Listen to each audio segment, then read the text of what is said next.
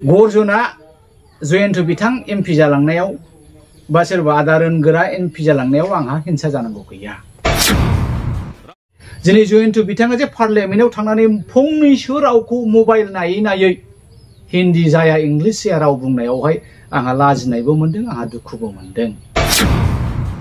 बेखौ दिनै एबसुआ सिरि मोनखोना मोनसै।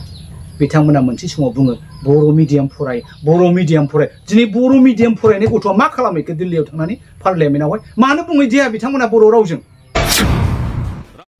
नोंथां सोंनाय बायदि गिबिथारावनो गर्जना थामहिनबा कंग्रेसआ जुदि एबाराव फैयामोनब्ला बे बारावबो बिपि एबा इउपिपिएलआ बिथांमोनहा अनाबर'खौ फेजेननो हानाय नङामोन। कंग्रेस फैनाय लोगो लोगो गर्जन फैनाय लोगो लोगो अनाबर'नि धोखौ धंस खालामदों। दा जेननायावबो आंहा गोजोननाय दङ, जिहेतु बे जोंनि ट्राइबेल रिजार्भआवहाय जे ट्राइबेल मानसि देरहानांगौ, बेनिखायनो आं गोजोननाय मोनदों। फारसेथिं चिरांनि बेलायावहाय जोङो दासिमावहाय प्रिलिमिनारि जोङो साखाफाराया ओरैबायदि नैबे सिडलीनि बाइ इलेक्शन विधानसभा बाइ इलेक्शनखौ लानानै जोंहा इतिमध्ये एपिसिसिनिफ्राय मोनसे रिभिउ कमिटि दाना होदों आरो बे रिभिउ कमिटिनि कनभेनर हिसाबै जोंहा गौरब गगৈ बिथाङानो आरो मेम्बार हिसाबै आंबो दङ आरो साथाम गुबुन। दा बे हिसाबै जोङो लासै लासैनो थियारि जादों जे एबारावहाय जोंनि कंग्रेसनिफ्राय सोर केन्डिडेट जागोन आरो गेलेयोबा जोङो माबायदि गेलेगोन बेनि थं आरो बिथंखौ जोङो बे सप्तानि गेजेरावनो लागोन। बे सप्तानि उनाव नोंथांमोनहा बिनि रोखा खबरखौ मोननाय जागोन। कंग्रेस हिसाबै जोंनि रला प्लुरेलिजम, मोनसे पलाराइज सेन्टिमेन्टजों कंग्रेसआ दाजानाय। भारत हादोरा भारत नामाकरणाव मोनसे हादोर नङामोन, बेयो मोनसे जिअग्राफिकेल हिन्दुस्तान लकेसन बा बेबायदि नामावसोमोन। सिन्धु दैनि सेर सेर थाग्राफोरखौनो सिन्धुस्तानीसोनो। दा जाय हक जोंनि बे कसारि रायजोआबो मोनसे समाव भारतनि नङामोन, नाथाय उदांस्रि खालामनानै दावहा नांनानै ब्रिटिशफोरखौ होखारनायनि उनावहाय जोङो बे भारतखौ मोनसे गथा महराव मोननो हादों।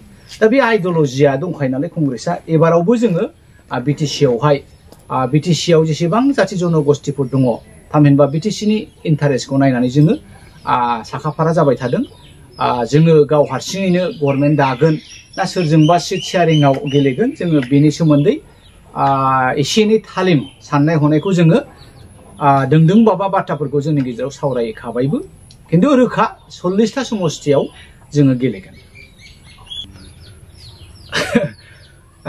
बावहाय आंबो सानबाय थादों मालाय आफार आसामाव एसामिसफ्रा गौरब गगैखौहाय आसामनिनो सासे फिगार, आसामनिनो नुजाथिनाय सासे अख्रांनि हाथरखि बायदि मानिनानै मा कंग्रेस मा बिजेपि मा गुबुन पार्टी बिथांमोना ज' जाजाय गौरब गगैखौ दैखोनानै दिनै पार्लियामेन्टआव हरबाय आरो बे महरखौ बिथाङा दिन्थिनो हाबाय। फारसेथिं माइनरिटि कमिउनिटियाबो आजमलनि जायगायावहाय रकिबुल हुसैनखौ रिप्लेसमेन्ट होबाय। बे जोंनि आसामनि माइनरिटि मुस्लिम आरो एसामिसफोरनि राफोद साननायनि फिथाइ। नाथाय बर'फ्रा माखौ लानानै सोरनो भट होआ? गर्जना जयन्त बिथां एमपि जालांनायाव बा सोरबा आदारनगोरा एमपि जालांनायाव आंहा हिंसा जानांगौ गैया। दिनै बे 40 लाख बर' कमिउनिटिखौ पार्लियामेन्टआव थांनानै रोखा रोखा राफोद रावजों रायनानै जोंनि उद्देश्यफोरखौ स्रा बुंथिना हैनायासो जोंनि उद्देश्यमोन। दा गर्जना बेखौनो थांखि लानानै रायजो राजाखौ फोथायदोंमोन। आं मिथिगौ कंग्रेसआ दुरबल, जोंनि ब्लक कमिटिया दुरबल, मण्डल कमिटिया दुरबल, बुथ लेभेला दुरबल।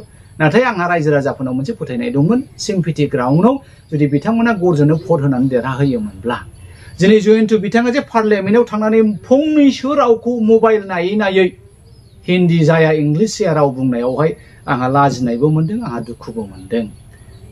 नोङो मणिपुरिनि दाखालिनि बे कुकि इस्युखौ लानानै जाय एमपिआ होनैदों एखेबारे मोसा नेरनायफोरनिख्रुइ देरसिन पार्लियामेन्टआवनो सारा इन्डियानखौ रकिं खालामदों जे बेबायदि बेक्तिया ट्राइबेलफोरनि गेजेरावबो दङ। आङो बेखौसो लुबैदोंमोन जयन्त बिथांखौ बुंजानो। आङो बेखौसो लुबैदोंमोन दाखालि जेब्ला थेंक्स गिभिं सेरेमनियाव बिथां रोनगोरा बिथांनो होयो अब्ला बिथाङा पेपाराव लानानै रिड आउट खालामदों जोंनि दिनै गथ'फोरा इंलिश मिडियामनि फैनाय राफोद गथ'फोर हिन्दी रोंनानै फैनाय राफोद गथ'फ्रा जों बिथांमोनखौ रिप्रेजेन्ट खालामनो हामारदोंना बे एन्टायार 45 लाख बर' कमिउनिटि दिनै बर' रावखौहाय नेपालावबो खोनासंफिनबाय रायलायफिनबाय बांलादेशआवबो रायफिनबाय खोनासंफिनबाय त्रिपुरायावबो जोंनि रावखौ खोनासङो नायो बर'फोरखौ मोनसे ट्राइबेलनि लिड रल हिसाबै नाथाय बै 7टा स्टेटनि बे ट्राइबेल स्टेटफोरनि मादाव सबसे ट्राइबेलफोरनि मादाव जोंनि रिप्रेजेन्टेशना दिनै माबायदि दिन्थिदों बेखौ दिनै एबसुआ सिरि मोनखोना मोनसे बिथांमोना मोनसे समाव बुङो बर' मिडियाम फराय दिनै बर' मिडियाम फरायनाय गथ'आ मा खालामैखो दिल्लीयाव थांनानै पार्लियामेन्टआवहाय मानो बुङैदिया बिथांमोना बर' रावजों दा बाथ्राया बिसो आरमा दा बावहाय आंहा दुखु मोननाय फोरमायदों जयन्तु बिथाङा